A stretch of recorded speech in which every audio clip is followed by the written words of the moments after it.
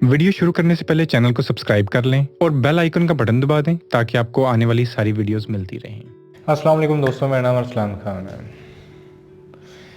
Health anxiety के अंदर जो लोग भी मुब्तला हैं उन्हें किसी न किसी बीमारी का, किसी न किसी डिजीज़ का फोबिया ज़रूर रहता है। ठीक है, कोई भी फोबिया हो सकता है। आपको BP phobia, blood pressure high का नॉर्मल है।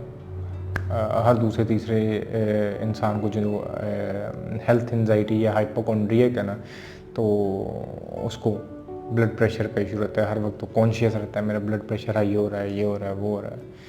अब स्ट्रेस के अंदर या पैनिक के अंदर वो ऊपर नीचे वैसे भी होता रहता है और वो मज़ीद आपको जो है ना तंग करता जाता है।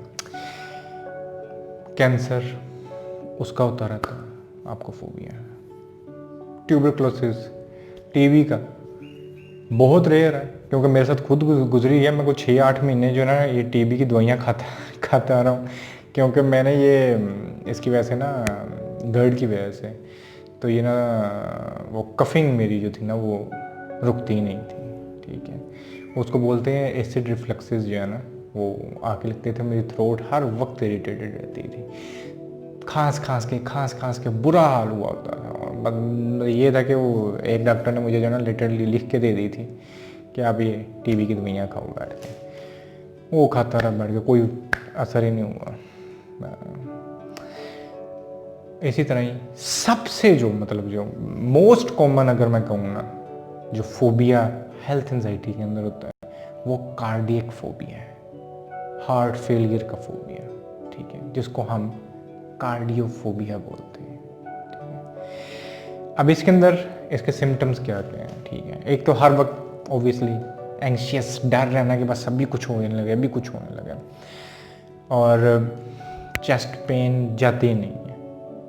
ठीक है, हर वक्त आपको चेस्ट के अंदर कहीं ना कहीं पेन, और मोस्टली वो भी लेफ्ट वाली साइड पे रही होती है। इधर आपको पेन पेन पेन पेन रहती है। और मैंने मतलब बहुत से ऐसे भी हैं जिनको बाकायदा लेफ्ट बाजू के अंदर भी जो है ना वो फील होना शुरू हो जाती है, कि मतलब जो जिसको वैसे ही बोलते हैं कि हार्ट फेलियर की जो है ना वो सिम्टम्स होते हैं। और थिंग इज़ कि पैनिक अटैक, स्पेशली अगर आप कार्डियोफोबिया को, उसका पैनिक अटैक हो या आपका कहते हैं हार्ट अटैक हो, ठीक है, उनके सिम्टम्स इतने आपस में मिलते हैं। ज़ाहिर है ब्रीथिंग नहीं हो रही है, आपको पैनिक अटैक के अंदर भी नहीं होती, आपको हार्ट फेलियर के अंदर भी नहीं होती। ठीक है, दिमाग शट ऑफ हो रहा है, सब मतलब इतने मिलते जुलते होते हैं। दिल जो है वो स्ट्रगल कर रहा है, सब कुछ सबके अंदर होते हैं। But thing is panic attack से ना तो आपका ये कहते हैं कार्डियक कोई मसला बनता है, मतलब उसका इससे हालांकि ताल्लुक कोई नहीं है।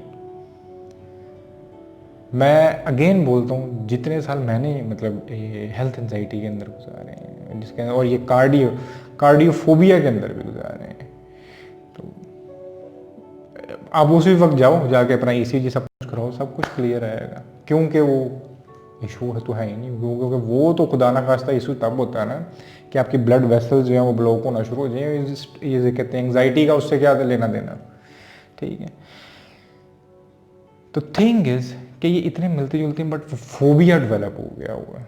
वो ये उसके सिम्टम्स हैं, आपको हार्ट पेन रहना, पैनिक रहना, बाजू में दर्दें, ये सब कुछ जो है ना ये आपको कार्डियोफोबिया के अंदर रहता है। अब ये पहली बात तो ये कि डेवलप क्यों हो जाता है। बहुत सी आपकी कोई सेपरेशन हो जाती है। ठीक है, कई लोगों को वो कहते हैं रिलेशनशिप के अंदर अलग हो जाते हैं, ये एकदम हो गया बस मैं ना वो, ये आपके अंदर ट्रिगर कर सकती है चीज़। उसके बाद लाइफ का कोई इंसिडेंट हो सकता है, और जो मोस्ट कॉमन है वो यही है कि कहते हैं अगर किसी करीबी की डेथ हो जाए, और स्पेशली अगर वो हो इसकी वजह से जाए कार्डियक डेथ, ठीक है, हार्ट फेलियर की, फिर तो शूट, फिर तो बहुत कॉमन है कि आप जो है ना ये डेवलप कहीं ना कहीं कर लेते हो। और जो भी ज़्यादा सेंसिटिव बंदा होगा वो कार्डियोफोबिया का शिकार हो सकता है। ठीक है, तो और इसी तरह ही अब जब डेवलप हो जाए उसके बाद तो कहीं पर सुन लो। और अब ये दुनिया के अंदर प्रॉब्लम ये है कि सबसे ज़्यादा, if I am not wrong, कि जो एक्सपायरीज होती हैं वो उसकी रीज़न जो है ना वो हार्ट फेलियर होता है।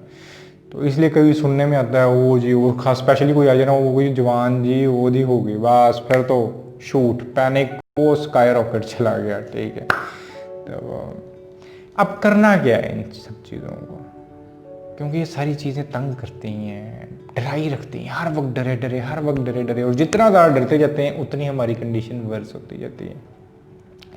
ट्रस्ट में ओवरनाइट सब कुछ ठीक नहीं होता। ठीक है, फर्स्ट थिंग फर्स्ट, आप अगर एंजाइटी में ज़्यादा देर रह गए हो, ठीक है, इसके अंदर ये वर्स्ट होता जाएगा। और वो वर्स्ट क्यों होता जाएगा, क्योंकि आप मोस्ट प्रोबेबली जब आपको स्टोमिक इश्यूज शुरू हो जाते हैं ना, आप IBS या GERD ये सिम्टम्स अपने अंदर लेके जाएं, ये चेस्ट पेन और ये सारी चीज़ें जो है ना इनको वर्स करते जाते हैं। आने बाने आपने अगर कोई हल्की फुल्की सी ऐसी कोई चीज़ खानी ली जो स्टोमिक को वर्कआउट करना पड़ गया, वो गैस क्रिएट हो गई और ये सारी आपकी चेस्ट ये सारी एरिया जिधर आपका दिमाग का ज़्यादा कॉन्शियस है वो पेन करना शुरू हो जाएगा। अब इसलिए मैं अक्सर रिलैक्स रखने के लिए मोस्टली लोगों को कहता हूँ कि मूव होती हुई पेन की अभी यहाँ पे अभी है उसकी फिक्र ना किया करो, मोस्टली वो गैस ही होती है। ठीक है, वो गैस्ट्रिक इश्यूज़ हैं उनको छोड़ दो। बट ओबियसली इतना आसान नहीं होता, आप जब एक दफ़ा एंजाइटी ट्रिगर कर दे तो उसको आप ऑन ऑफ तो होता नहीं, इसलिए one step at a moment.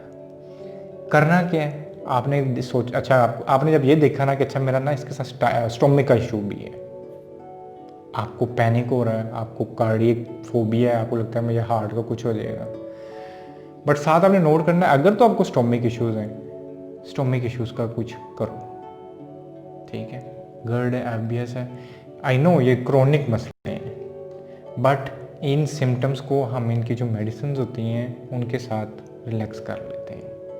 जब तक मैं अपने डॉक्टर्स की बात करता हूँ जो उन्होंने शेयर किए हैं वही शेयर करता हूँ जो मेरे लिए हेल्पफुल रही हैं।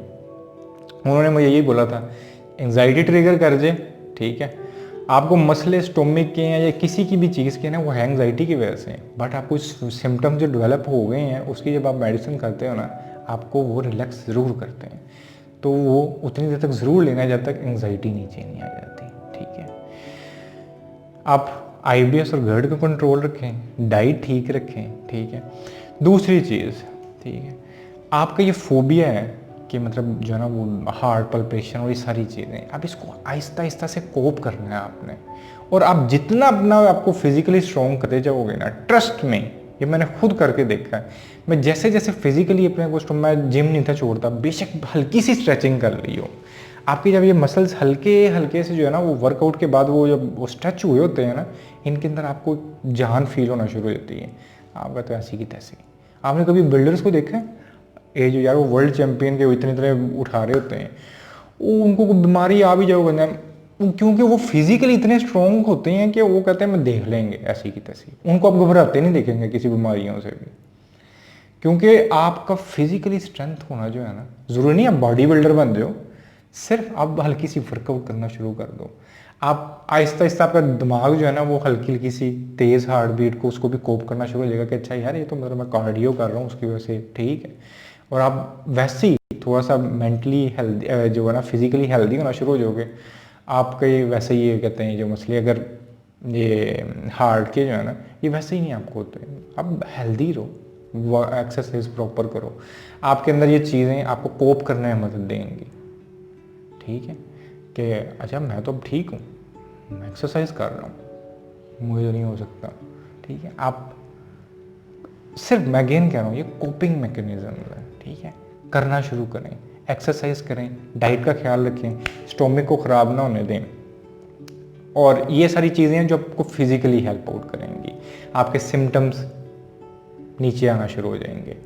बट अगेन इसका अल्टीमेट हल यही है कि आप अपनी एंजाइटी, हेल्थ एंजाइटी हाइपोकॉन्ड्रिया को, क्योंकि आप इसको नीचे लेके आओ, उसके लिए आपको डॉक्टर के पास जाना पड़े, आपको एंटी डिप्रेसेंट्स लेनी पड़े, आपको मेडिटेशन करनी पड़े, आपको ब्रीथिंग एक्सरसाइज करनी पड़े, प्लीज़ शुरू कर दें। इस जहन्नम से निकलने का और कोई रास्ता नहीं है, आपको माइंडफुली जीना पड़े, आपको एक बेहतर लाइफ गुजारनी है आपने। जिस तरह वो अक्सर कहते हैं, मैं देखता हूँ कि जो शुगर के मरीज़ होते थे ना, तो यूजुअली कहते हैं कि उनकी लाइफ जो है ना आम लोगों से ज़्यादा होती है वर्ल्ड वाइड। तो उस पर वो सर्च की तो उन्होंने बताया क्योंकि वो उनको पता है कि अब हमें शुगर है, वो डाइट का ख्याल रखते हैं, अपनी हर चीज़ का ख्याल रखते हैं, चाहे ऊपर नीचे नहीं होनी चाहिए, वो सब चीज़ों को ध्यान में रखते हैं। टेस्ट बाकायदा से करवाते रहते हैं, क्योंकि अब जिस तरह ये कार्डियो को इशू हो जाए तो मोस्टली शुगर के अंदर पता नहीं चला, वो सब चीज़ें क्योंकि मेंटेन रखते हैं, कॉन्शियस हो जाते हैं चीज़ों को लेके, तो उनकी जो हेल्थ है वो ठीक रहती है और वो ज़्यादा जीते हैं लाइफ। तो बिल्कुल इसी तरह आपको जब आए ये अब कॉन्शियस हो, टेस्ट करवाएं, आपको तो टेम्परेरी रिलैक्स ज़रूर हो जाओगे कि अच्छा यार मेरी ECG सब कुछ ठीक है। डाइट ठीक करें, मेडिटेट करें, जाके कहते हैं एंटी डिप्रेसेंट्स लेनी है वो लें। आपकी जैसे जैसे एंग्जाइटी नीचे जाती जाएगी, आपका ये फोबिया बिल्कुल ख़त्म हो जाएगा। हमारे मोस्ट जितने भी फोबियाज हैं, ठीक है, मैं ओवरऑल एंग्जाइटी की बात कर रहा हूँ, वो एंग्जाइटी की वजह से ही डेवलप होंगे। आप एंग्जाइटी को नीचे लाना शुरू कर दें, फोबियाज खुद ब खुद पीछे हटना शुरू हो जाते हैं। उम्मीद करता हूँ आज की वीडियो हेल्पफुल रही होगी। और कोई क्वेश्चन हो तो आप मुझसे ज़रूर कर सकते हैं। आज के इतनी, अल्लाह हाफिज़।